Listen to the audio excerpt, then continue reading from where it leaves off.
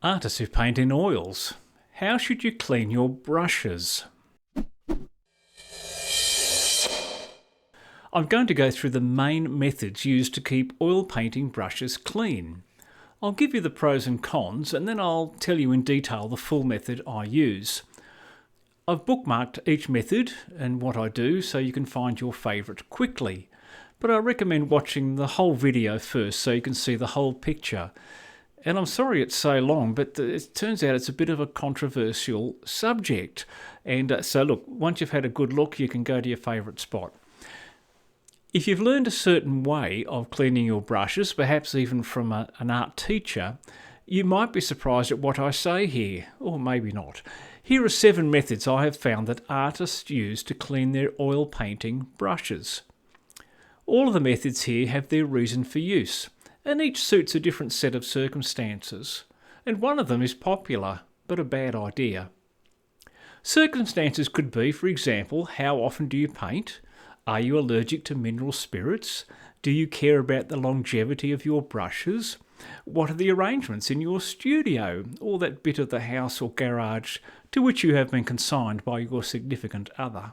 For each method, I'll give you as much evidence as I have been able to garner, focusing on materials expertise rather than artistic expertise. What do I mean by that? Well, there are some great artists out there who paint magnificent paintings. This does not make them experts in handling materials and understanding the long-term consequences of how they do things. One of the things you might hear is, well, I've been painting for 30 years and no problems so far. That's right, so far. Most of us don't want to be introducing things into our artistic practice that will end up shortening the life of our paintings. And you also don't want to be shortening the life of your brushes either, because good ones aren't cheap. The evidence base I'm using for this video is therefore not the thoughts of other artists, no matter how good they may be at painting pictures, but rather through haunting the forums at MITRA, the University of Delaware's excellent site, MITRA, Materials, Information and Technical Resources for Artists. If you do nothing else, go to the link in the description and bookmark this site. I've not seen anything else like it. Here are the 7 brush cleaning methods I'll be looking at. 1. Never clean them. 2. Linseed oil. 3. Safflower, walnut or poppy oil. 4. Baby oil. 5. Turpentine, mineral spirits or odourless mineral spirits. 6. Soap and water. 7. Specialist soaps and cleaners. I'll be referring to these parts of a brush. The brush, the bit that does the painting. It's in 2 parts, the part at the end and the part near the ferrule. The brush is made up of bristles, individual hairs or strands bound together. The ferrule, the metal part that holds each brush hair in place and which attaches the brush hairs to the handle. The glue. You can't see it, but there's a glue that holds the brush hairs firmly within the ferrule. The handle, the bit you hold. And the guiding principle is not just how well does the brush get clean. There are ways you could get your brush spotless that aren't good for the brush, nor for your paintings. Here are the 7 methods in order. Never clean your brushes. Well, that was good enough for Rembrandt, so it's good enough for me. In fact, Rembrandt invented a sloping container that kept the handles dry but allowed the brush and the lower part of the ferrule to sit in linseed oil. Linseed is a drying oil. That means that it eventually reacts with the atmosphere to form a hardened bond. This is the reason most oil paints are grounded in linseed oil, so that the paint dries. I say dry, but actually it's a chemical reaction, not a drying like house paint or acrylic artist paint. Further, linseed oil is a vegetable oil and so it is non-toxic. So Rembrandt being Rembrandt, he probably painted every day.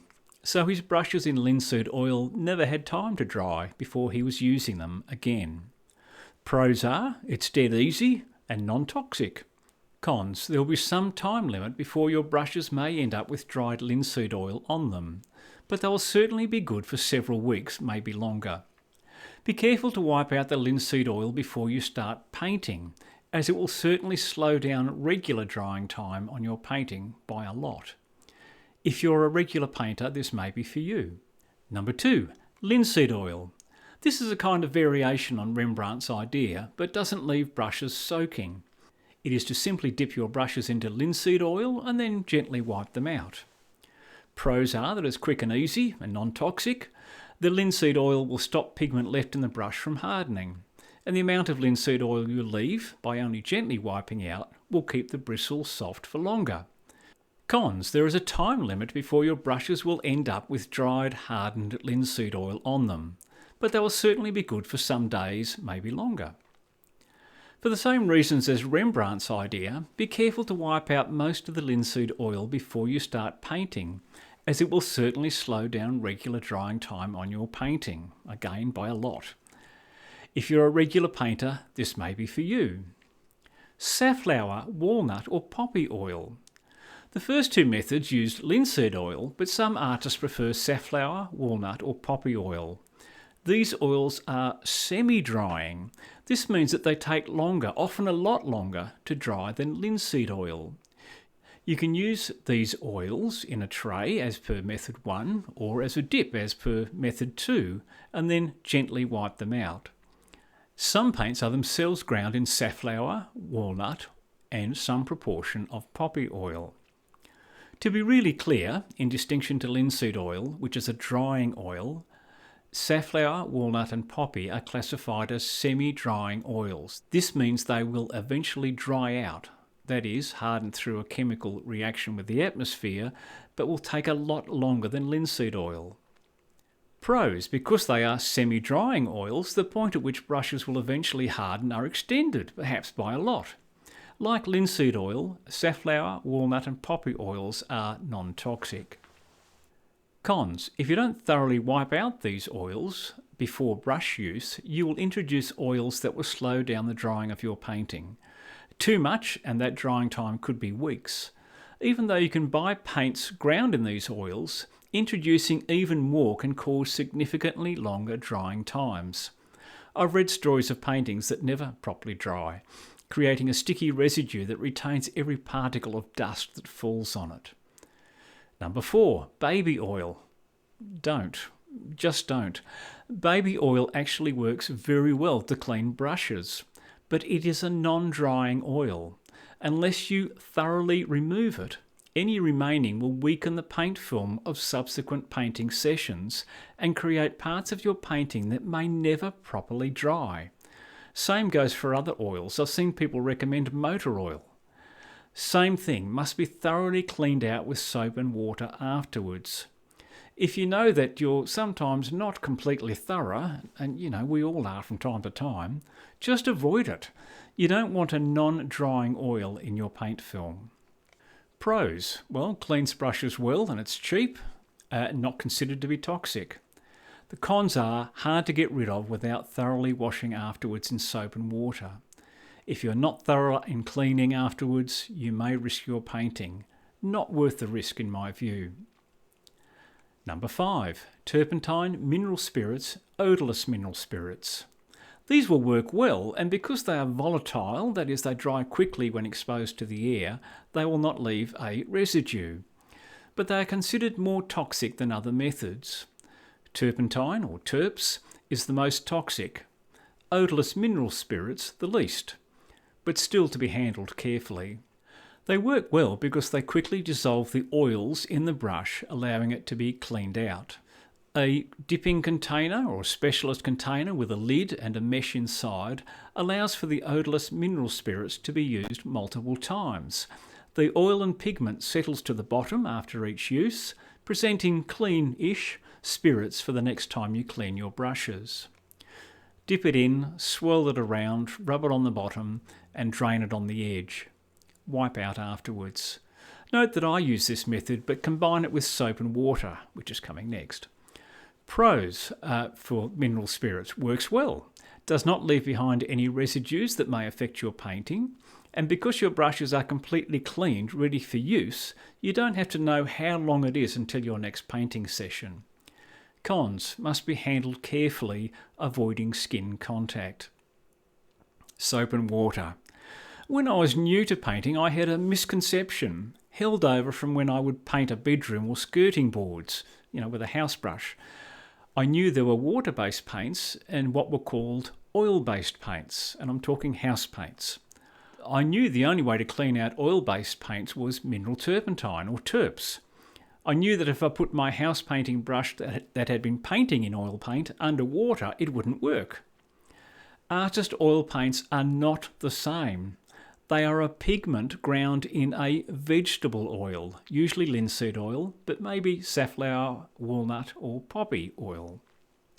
As vegetable oils, soap and water cleans them out well. Think about this. How do you wash the frying pan out at home? With soap, dishwashing liquid, and hot water. Note, we won't be using hot water though.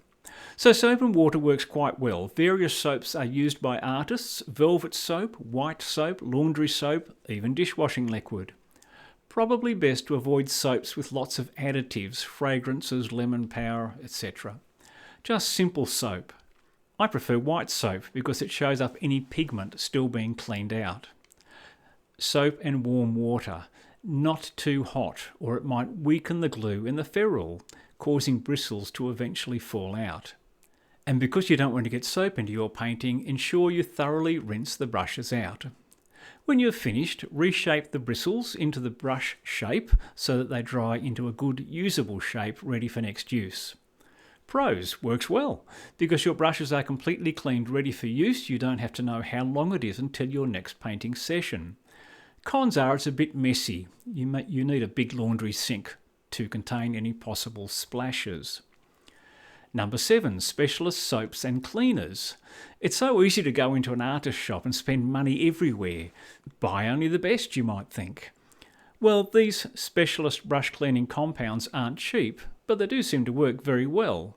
But why? It's not just the compound. Often they will contain abrasives. These will certainly help in getting your brushes clean, but will shorten the life of the bristles. I do keep a specialist tub of brush cleaner on hand though, and tend to use it when my brushes need some extra cleaning. Perhaps they have not been cleaned properly in the past and have developed a thickening in the bristles near the ferrule, which is splaying the bristles out.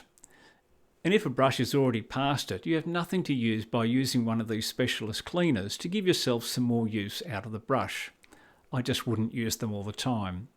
Pros: works very well to clean brushes. Cons: expensive and may shorten the life of your brushes. My method. I use method 5 and 6. That is, I get most of the oil and pigment out using a specialist container containing odourless mineral spirits, followed by soap and water. Here's me doing my dip, wash and rinse. Then I might pull out some more on my paper towel. And here's me cleaning with soap and warm water. Like a good chap, I've put on rubber gloves. But hey, let's get real, I hardly ever do that. I have a good deep laundry sink, but it's not really mine. I now have a cleaning cloth I use to give the sink a final clean out to avoid marital disputes. Finally, all brushes have a life. With care you can extend that life and protect your painting film at the same time. But eventually a brush may get splayed and ugly. But remember, even then, all is not lost. I often look for ugly, splayed brushes to get some effects, representing grasses, for example. It's only when brushes turn into hardened shovels that they find the bin. So I hope all that helped. See you next time. Next time we'll be again talking about a masterpiece of art and my reaction to it. But you can like and subscribe if you like. In fact, it'd be good if you liked and subscribed. But I'll see you next time either way. See you then. Bye.